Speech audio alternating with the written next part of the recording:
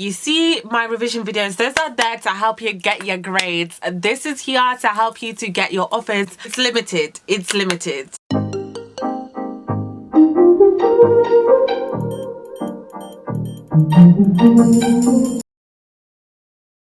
Hi guys, hello, welcome back to my channel. I know I look so different. If you've been keeping up with me on Snapchat, then you'll have seen the stress I went to trying to get this hair this color. And as you can see somewhere here, like, please don't at me, like, this has been so stressful. Like, it's been so hard getting this hair this color. And my hair was yellow. And best believe I'm gonna be wearing wigs real soon, because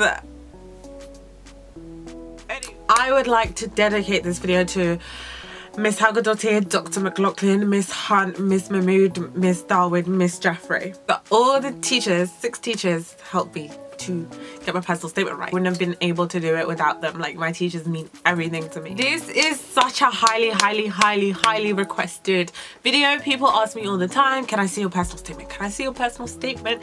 Can I see your personal statement? So I thought I'd come here today and make this video. I'd like to dedicate this to the people that helped me through with my personal statement, and I'll like elaborate on this a bit further when we're talking about it a bit more. But I know you probably have personal statement woes. I've been getting so many personal statements sent to my email. So what I thought to do is to film this video and make it as detailed as possible, and then you can like make adjustments according to what I say in this video. And then if you still feel kind of like, send me like the near finished product, if that makes sense. So it's better to work with that than to work with like the beginning product for me, because there's so many coming in and I really want to be able to give like feedback to as many of you as possible. So I'll make this video, you can revise it, keep making revisions, then when you actually think like I'm about to send this off, then send it to me and I'll look at it. But yeah, I am going to do a voiceover for most of this video, but I needed to come on camera and say a few things. I'll leave a video down below so you can hear more about my Oxford application process and stuff like that if you are interested in that. And a personal statement is what? Yes, you guessed it, personal. A personal statement is personal.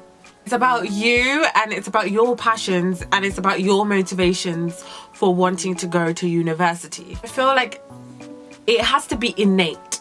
It has to be coming from here. It has to be your passion. I know people will hate the word passion and advise not to use the word passion when it comes to a personal statement, but you literally have to display your passion to someone in 4,000 characters or 2,000 characters, 700 words approximately.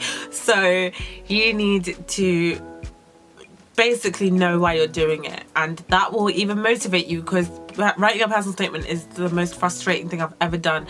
The hardest bit, or for me personally, the hardest bit of the Cambridge process was the personal statement, because getting that right, it's everything. That's why it took 6 teachers to help me, which goes on to my next point. So I remember a teacher when I was sending through my UCAS application, and she was like, oh, you shouldn't have asked all those teachers to do that, to help you with your personal statement.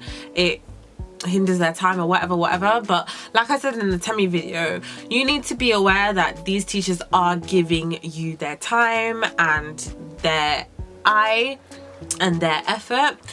And obviously I thanked all my teachers. I bought them gifts, I bought them cards to say thank you for helping me through this, because it was like the biggest deal to me. And obviously everyone operates differently. Some people will say, no, I can't have more than one opinion on this personal statement, because they might get confused by all conflicting opinions. But I liked that sometimes I had conflicting opinions, because it meant that I could kind of deliberate and then decide what is the best course of action. So I know 5 teachers is a lot, like 5 teachers is a lot, but it really helped me, and I liked having the differing opinions basically, and that worked for me. It might not work for you. You might work with just 1 teacher, 2 teachers. It's personal. Like I said, it's personal. Decide what works for you and what doesn't. And please understand that I and the other 2 personal statements, we are giving you insight into our personal statements for you guys to see and to help you and to learn from it. So please do not take advantage of that and kind of try to lift things from that, or kind of, I don't know, like, just please don't take advantage of that, because we are sharing personal things with you. We are sharing things that we worked very hard on with you. So please respect that, and respect that these people have decided to share these things with you, and take inspiration from them, or you will be able to kind of learn from these. It's not, this video isn't kind of, here are some personal statements, reword it and make it your own. And I really do hope you get your offers. Please keep me updated as to how things are going, as to what offers you're getting and your A-levels are going. And then, okay guys, so as you can see from this picture, this is kind of what the standard personal statement format looks like. And by standard, what I mean is, I looked at lots and lots of personal statements, especially on the student room. The Cambridge personal statements are amazing, and I looked at statements from across different subjects, and what I was noticing was that most personal statements had kind of a format, a standard personal statement format. And even reading around about how to organize personal statements and the format you should use, a lot of places advise to kind of follow this format. The format that my teachers encouraged me to use, and it's also the format that I helped my friend to draft his personal statement with, which I'll show you shortly. But you can see the intro should take about like 25% of your personal statement, then the body 50%, and then the conclusion again 25%. And the body is the main thing you want to focus on, and in that body it will comprise of your A-level subjects, any supercurricular activities, and any extracurricular activities. With supercurricular activities, it's very, very, very important to note that this is what Cambridge and Oxford look for. They look for what have you done that's super curricular, but don't be deterred by following the standard personal statement format, because you can still include your super curricular activities. And I just want to reiterate that this is by no means the right way and the only way to lay out your personal statement or to go about your personal statement. This is just from what I learned from doing my personal statement, and from helping some of my friends with theirs, and from reading around like lots and lots of personal statements. So again, do talk to your teachers and get a second opinion, because that is my disclaimer. So this is a statement from a friend of mine who got 5 out of 5 offers and is now doing HSPS at Cambridge. She used kind of the standard personal statement format, and what she had to do was make sure that her statement fit other courses as well, because HSPS is the only course she applied to, because it's only at Cambridge. So she had to apply for like sociology or politics, I believe, at other universities. So you will be able to see that in this format you can fit in multiple subjects if needs be, because some people apply for like I don't know, English and Spanish at some unis and then just straight English at others, if that makes sense. So I'm just going to read through her statement and then elaborate on some areas a bit. So it begins, my interest in politics was something I discovered rather than developed as a child. I was desperate to understand why the world was in such a dismal state, and had a deep admiration for anyone who seemed to possess a great deal of knowledge on this subject. Social media served as a catalyst for this interest, and then she goes on to elaborate on her introduction. But in your introduction, you want to open with something snappy at the start, like a snappy one-liner at the start. I always say like a personal statement is like an essay, as you've seen in the previous slide. You have your intro, your body, and your conclusion. So just like an essay, if you've seen my English hacks video, you want to open with a pen one-liner. And as you can see at the start, she's made it very detailed and very personal from the start. So at some point in your personal statement, you have to make it personal. You have to root it in yourself, if that makes sense. She then goes on to talk about her A-level subjects, as you can see, which is the first bit of the body. So she says, my A levels have strengthened my interests in politics. Studying French and German has encouraged me to engage in discussions on current events, history, and prevalent attitudes beyond the Anglosphere. I enjoy studying different literary movements, both inside and outside my English course, as it is fascinating to see how different political ideologies and philosophical movements express themselves through literature. My current knowledge of politics has allowed me to access a deeper understanding of texts, such as applying Marx's theory of alienation to explain a character's attitude towards work, or describing the influence of patriarchy on a character's actions. History is also very interesting to me, as I can see and assess the development, effects, successes, and failures of various ideologies. So it's all well and good mentioning your A-level subjects, but you really want to elaborate. So just like an essay, you do your point, evidence, explanation, you have to elaborate and say, my A-levels have allowed me to see the subject in this way, or it's allowed me to pursue this line of thinking, or it's allowed me to take these skills that I've learned and apply them in this way. So it really is trying to focus on the transferable skills that you get from your A-level subjects and how they feed into the degree that you want to do. She then goes on to do a paragraph about summer courses, reading, lectures, a talk she did, and how it expanded the scope of her knowledge. So again, this would have been her supercurricular activity, a supercurricular paragraph in which she goes into detail about what she does linking to her degree beyond the classroom. Extracurricular, as you can see, hobbies, debating, and volunteering, is about what you do beyond school. But to do things beyond the classroom, which means inherently linking to your subjects, is really important, especially if you're applying to Oxbridge, because they are very interested in seeing how you apply the knowledge that you have to the subject that you want to do, because it's kind of like what you'll do if you get here. With talking about hobbies and interests, again, Oxbridge isn't like the only universities that people are applying to. You do get 5 options, and some universities do like to see that you do have other hobbies and other interests, because they give a well-rounded idea of you. Bear in mind that most universities don't interview, and the only things that they'll get from you are your personal statement and your reference, which I'll touch on later. But this helps to give a kind of well-rounded idea of who you are as an individual for your admissions tutor.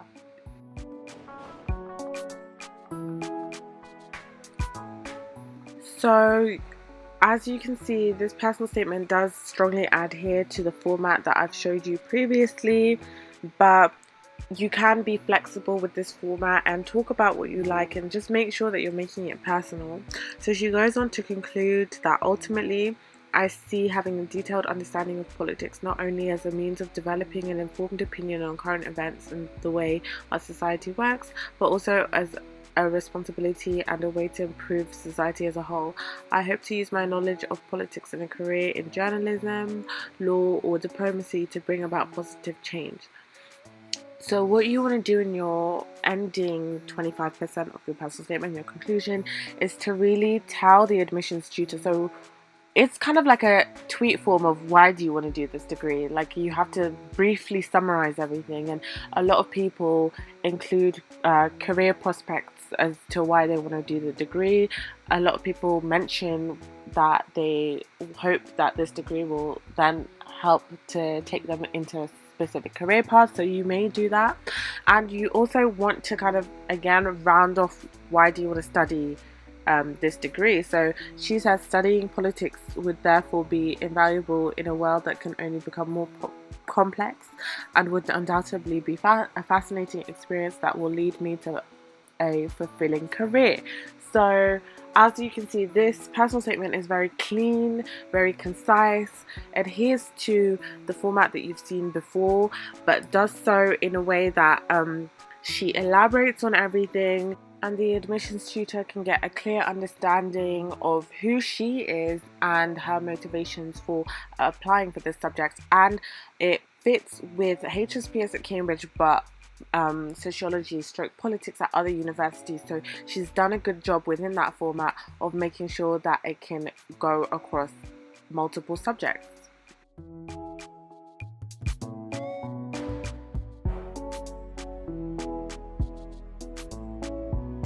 So we'll get straight into it. Economics is not merely about money, it is about perspective. My fascination in current affairs allowed me to observe that there is no specific viewpoint through which an economist seeks to understand societies, countries, and the world. This is precisely why Partha Dasgupta asserts that we are all economists. I am interested in the way in which, through adopting various perspectives, we can attempt to rationalize the complex web of global monetary transactions and behaviors which stem from the past and affect the future. I eagerly anticipate the complexity and depths of that an economics degree has to offer. So, as you can see, you get that peng one-liner right at the start, and I'll talk about one-liners when I go on to my personal statement in a bit, but you can see that the personal statement is at the start automatically very rooted in something personal, and admissions tutors will be going over thousands and thousands of these, so you kind of do want to stand out and kind of even though everyone is following a simple format, you really can make it individual and you can make it your own, hence personal. As you can see, the introduction of this personal statement sets up a string for the remainder of the personal statement. So what you have to do is act like there's a string going through your personal statement. It all has to link together, just like an essay, guys. Every part of your body has to link to your intro and has to link to your conclusion. So make sure that you are kind of making sure that there is a string going through your personal statement.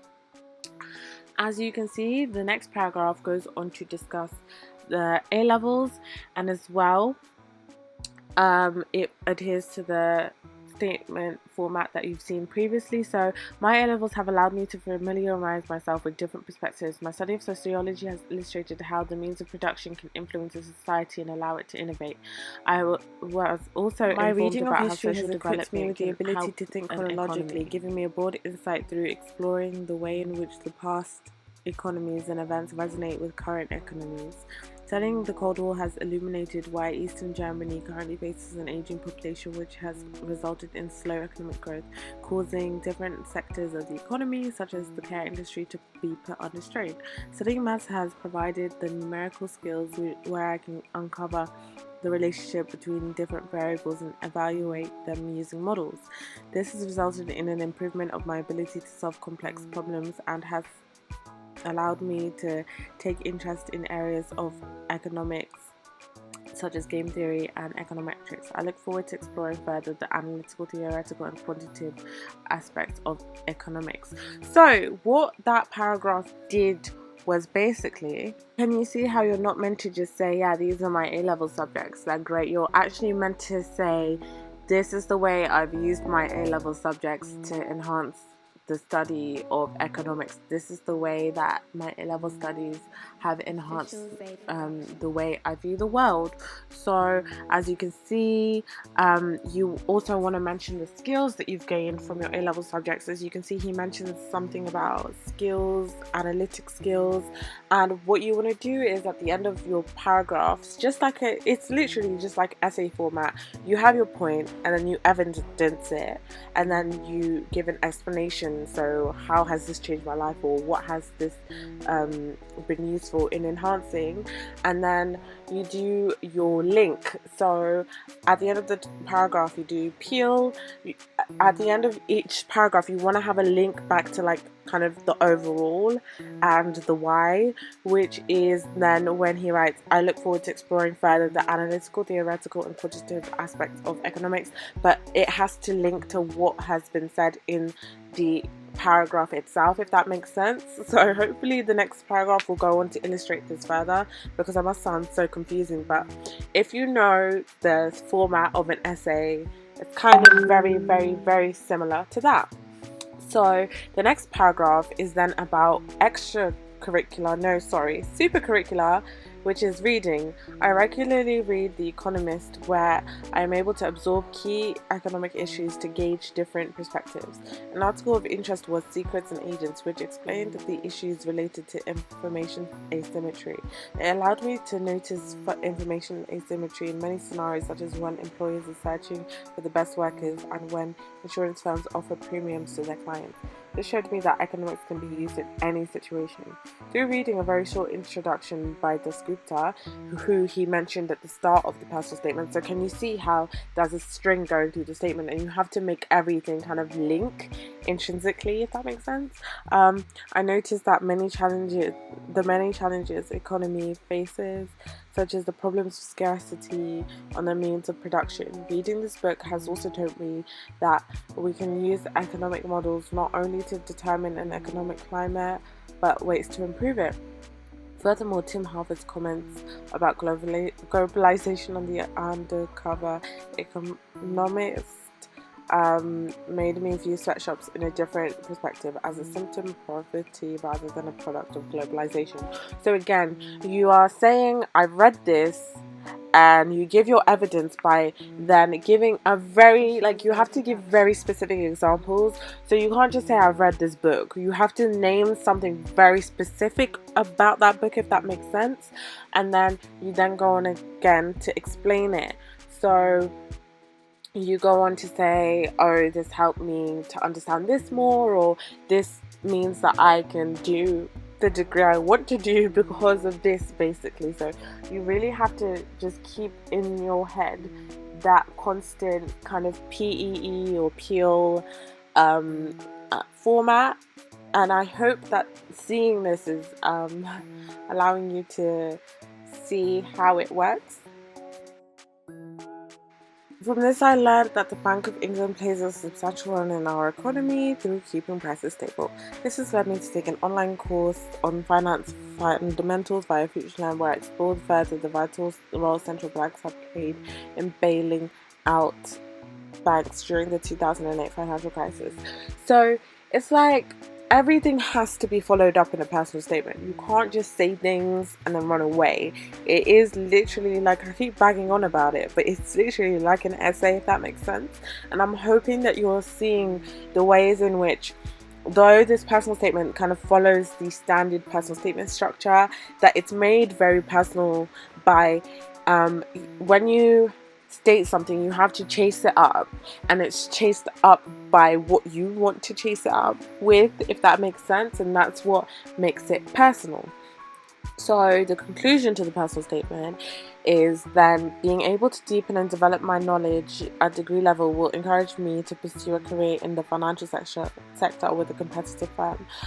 It would allow me to share my unique perspective and experiences where I can partake in the complex world of financial transactions and potentially contribute to global economics. So there you go. That is kind of the standard personal statement format, and how you can get amazing results out of it, even though you might think this is basic or whatever. You really have to remember to make your personal statement concise. As you saw in the personal statement previous to this, it was very clean and very precise, and you can make it personal even though you are following something that many students follow. Just remember kind of to have your string in your personal statement, have a banging one-liner opener, and to kind of stay similar with that PEEL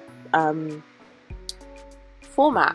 So now I am going to talk about how then you can jazz up your personal statement a bit. Again, lastly, this personal statement then goes on to cover some extracurricular activities which also link on to supercurricular. So ladies and gentlemen, this is my own personal statement format, and I decided to completely deviate from the standard personal statement format, and I had like, I would say you have to, yeah, you have to include some. I had this idea, and this is just to show you that although it is like what 2,000 characters and approximately during the summer 700 words, you can express yourself in whatever way you want to in it within reason. I obviously was applying for English, and I like writing poetry, and I was able to draw. So I really wanted my creativity to show through in my personal statement. So I decided to adopt a creative approach. And yeah, this isn't to say that if you want to adopt a creative approach, do it this way. It's more of to show you that you can mix up the format, and you don't have to follow this kind of standard format, and you can from different within disciplines, reason, yeah? do what you want To with extend it, from this, so I long as visited you the are Bank of prepared for England, the where I headache learned about and the importance of thousands of monetary drafts that will policy come on the with UK it. economy So, through the use of interest as you rates. can see, my And intro and conclusion are a lot more limited than the other personal statement format, because I needed a lot of word count for my body, in which I structured my body into drama, prose and poetry. I always wanted to do that. So the main kind of ongoing theme in my personal statement was people, place and time, which then went with each of the genres in English literature. Is it a genre? Each of the, like, what's it called? I don't know what it's called, but literature means drama, prose and poetry, and so I decided to split it into those. And then within each paragraph I addressed the different things that I did. So in my first paragraph, it would have been my English literature A level, reading Dr. Faustus and Macbeth, supercurricular or extracurricular Globe Theatre, supercurricular Cambridge Sutton Trust Summer School. Second paragraph would have been prose, in which I would have explored time, and I would have done history A level, Pride and Prejudice and the Wife of Bath Tale by Chaucer, extracurricular visiting the V&A Museum, supercurricular the Eton College Summer School. Then the last paragraph I would have done poetry and place, my A level geography, my reading The Prelude and to an Infant by Coleridge, and then I would have included something personal, because again, I said previously, you have to at some point include something personal about yourself, and I'll explain that when you see it. And then my extra / supercurricular Future Learn, and my reading Stephen Gill again, and then again my extracurricular Homerton College Summer School, and then again another A-level photography. And then in my conclusion, I just did my extracurricular / supercurricular, which was a Love Lit Club. So in my personal statement, I did not include any extracurricular activities at all, which I will go on to elaborate on. So how I organized that format was that I decided to list down everything that I've ever done that I thought could help with my personal statement. One of a pro tip that a teacher gave me was that if you are applying to Oxbridge, they don't really like it if you mention things from before year 12. So just like a kind of like a job application, try to keep what you've done as recent as possible. So that's why, if you haven't watched it already, go in the description box and watch my video about why year 12 isn't useless, because it is actually such an important year in terms of preparing yourself for the personal statement.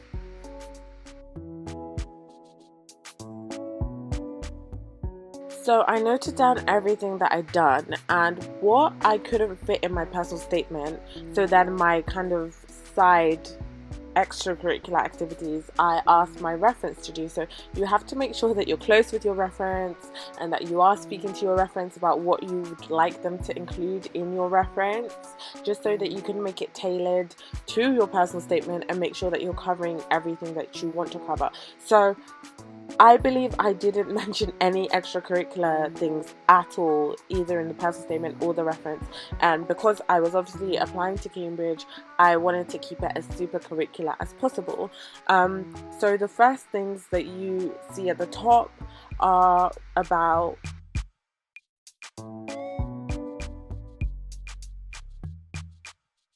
the things I did in year 12 to help to prepare for my personal statement. And then from part-time job downwards, that's then what I got my reference to include. If you do have extenuating circumstances, try and talk to your reference to see how you go about that. I do know that my school didn't apply for extenuating circumstances for me for Cambridge, even though I did have it during year 12 exams, because I think one of the teachers was like, it's not extenuating enough, like in her personal opinion, and she thought it would be kind of lame to like put it forward, so they ended up not doing it.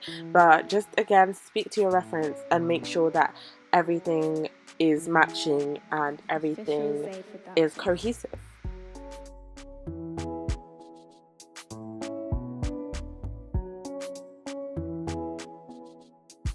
So the first thing I'm going to go over is an early draft of my personal statement.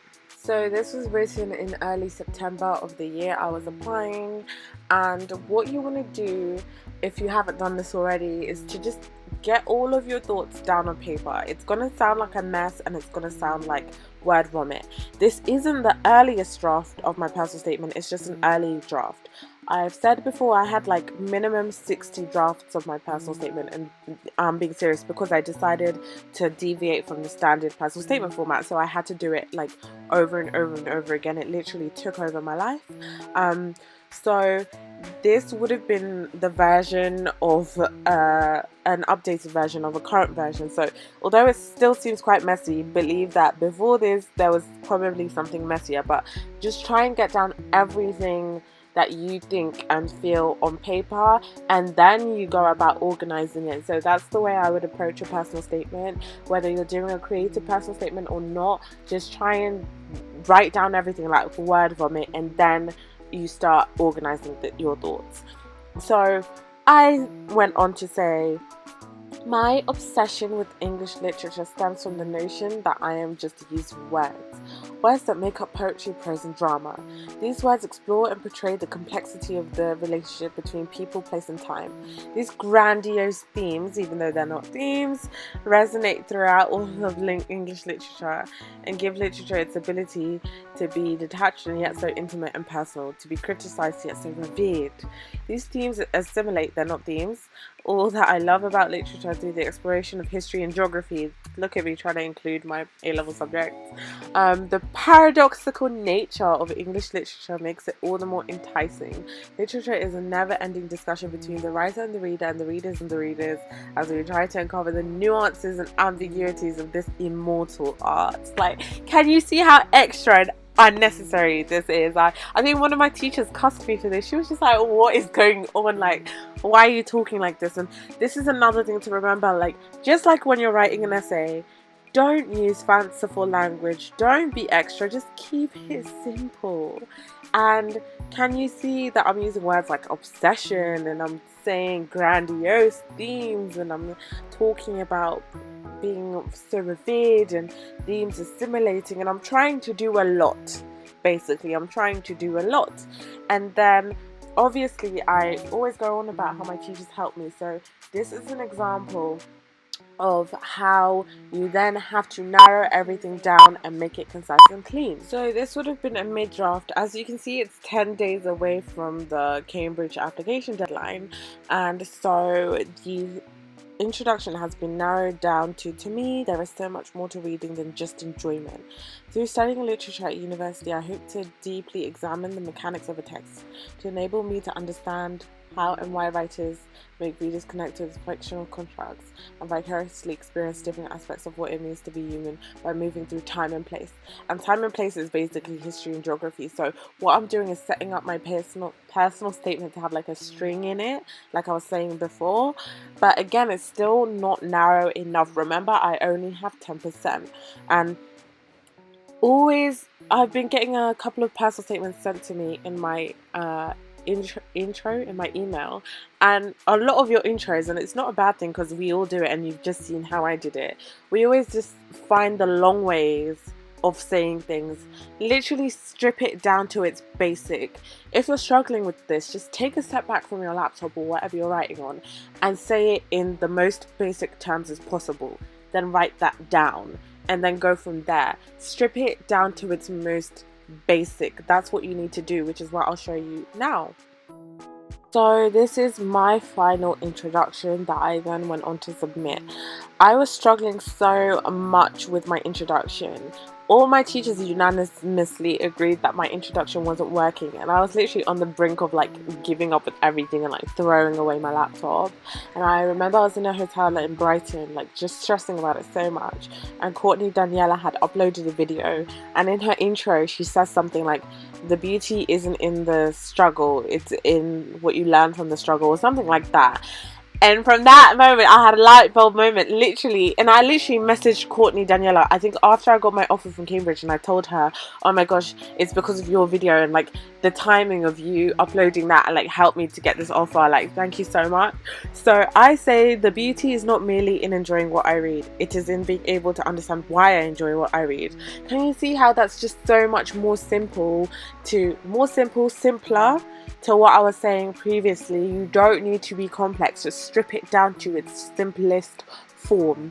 Another pro tip I would give, which is what Emma gave me, was that it's good to use a semicolon at some point in the introduction of your personal statement or anywhere in your personal statement. So you can see in the personal statement, in the previous one that I've just showed you, there's a semicolon in the introduction, and that's because I helped my friend with it, and it was a really good tip, and he was applying the year after me, so I encouraged him to do that. And so I go on to say it is in being able to examine the mechanics of a text in an attempt to understand how and why it empowers readers to connect with characters and vicariously experience different aspects of what it means to be human in different times and places. So again, from going from my obsession with English literature and grandiose themes and stuff like that, like you can see how the statement has been stripped down, how the introduction has been stripped down to be really simple, because again, admissions tutors are reading through thousands and thousands of statements. Make it simple, guys. Don't think that making something simple means you're making it not good. You're in fact making it better and you're enhancing it. So try to strip yourself down as much as possible. And as you can see, this introduction has still allowed me to fit my theme and to fit the running string that is going on in my personal statement. So I am going to show you now just my final paragraph of my body. So it is poetry and time.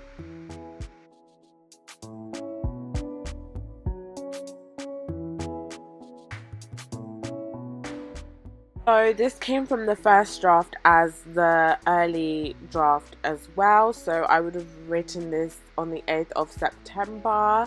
And you can see it's just like the other introduction, where it's just so extra and unnecessary when it doesn't need to be.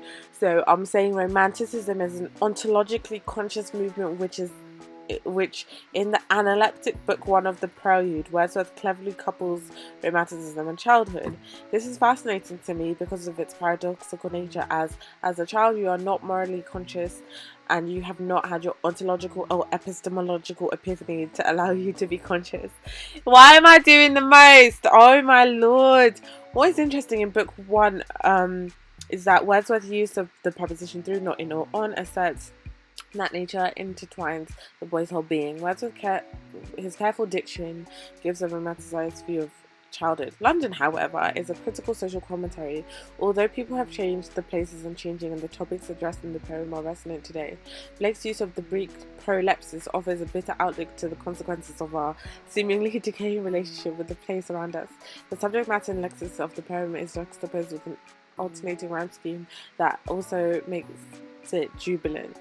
Blake is interesting as opposed to fancifully celebrating our relationship with nature, unlike Wordsworth, he criticizes it. Basically, guys, this is just like an essay. Like, it's not an English essay, it's a personal statement. So this is just wrong. Like, everything about this is wrong. It's so extra.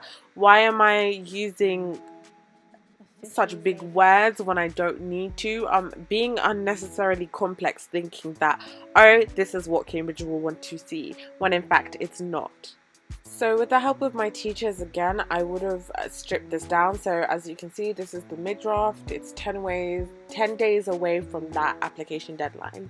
And I've stripped it down to literature enhances the way I consider physical and human geography, and that I link place with sentiment, which is much more point. There you go. That's my point. Now I'm going to go through evidence, explanation, and link. So having lived in 3 countries and on 2 continents, the way we inhabit places fascinates me, particularly in childhood. So what you have to realize is that you need a string going through your personal statement, but you also need a string going through your body paragraphs. So just like an essay, like I've said, your peel is you linking everything within not only the bigger picture, which is the bigger essay, but within the smaller paragraphs, if that makes sense. So again, you can see how I've made it personal by rooting it in something about myself, like having lived in 3 countries and on 2 continents. And if you don't know about that, go and watch the Get to Know Me tag. I entered the Foil Young Poets context in which I explored this idea. What I did was I got rid of that and then put it in my teacher reference, because again, I had to strip things down, which you'll see shortly. But I go on to say, Wordsworth in Book 1 of the Prelude depicts how nature entwines the boy's whole being. My interest in this concept led me to explore how nature can be seen as a malevolent yet giving force to the boy via a feature-length course on Wordsworth poetry, people and place. A modern view of childhood is portrayed in Iuela's Beast of No Nation. The pidgin English made it challenging and upsetting to read, as the child soldier's narrative voice enhances the lack of humanity. At the Homerton College Summer School, I enjoyed the session on visual culture. Film and art assimilate literature by translating the unimaginable into the visual. Watching the film Beast of No Nation, I experienced this. I explored the visual in my photography AS as I illustrated interpretations of poems, giving 97 out of 100. Still, it's all a bit discombobulated, and you'll see that I got rid of the Beasts of No Nation stuff, which is then an example of what I was saying, why it helped me having multiple teachers, because one teacher wanted me to keep the Beasts of No Nation stuff, because then I was talking about all of historic literature in my personal statement and had no modern examples. But then another teacher suggested that it's maybe better to go with an academic reading. So then that meant that I had to talk about the To an Infant by Coleridge, which then I think in the end better linked with kind of my overall theme and what I was going for in my personal statement, which you'll see shortly. But you have to kind of make these decisions, deliberate, try out different styles and see how everything goes.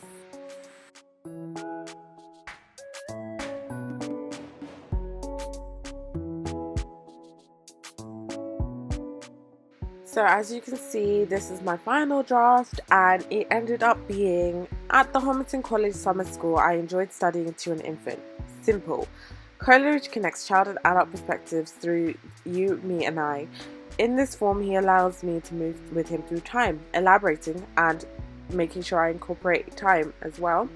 My independent exploration of romanticism has led me to study Book 1 of the Prelude, which enhanced my study of geography at A level by linking place with sentiment. Having lived in 3 countries and on 2 continents, the way we inhabit places fascinates me, particularly while still a child. Stephen Gill asserts that Wordsworth's use of the preposition through, not, in, or on entwines the boy's being with nature. I explored this concept via a future-length course on William Wordsworth poetry, people and place. Wordsworth depicts nature as a sublime yet menacing force to the boy, particularly during the boat stealing. Through my photography AS work, I explored further the relationship between people and place by illustrating interpretations of poems such as London by Blake. So as you can see, this whole paragraph is dedicated to romanticism, dedicated to geography, to place, and you can then see, if you go back onto my plan of this personal statement, how I incorporated all those things into this paragraph. So it must have been confusing, like seeing like how do you incorporate all those things into such a small paragraph. But as you can see from me having stripped it down, you have to get everything out off your chest first and then begin to strip it down and really do talk to your teachers or someone that you trust to help you with that. And as you can see, with the help of my teachers and with some many hours later, I got to assimilate everything in a way that is cohesive and in a way that still allows my personal statement to have that string.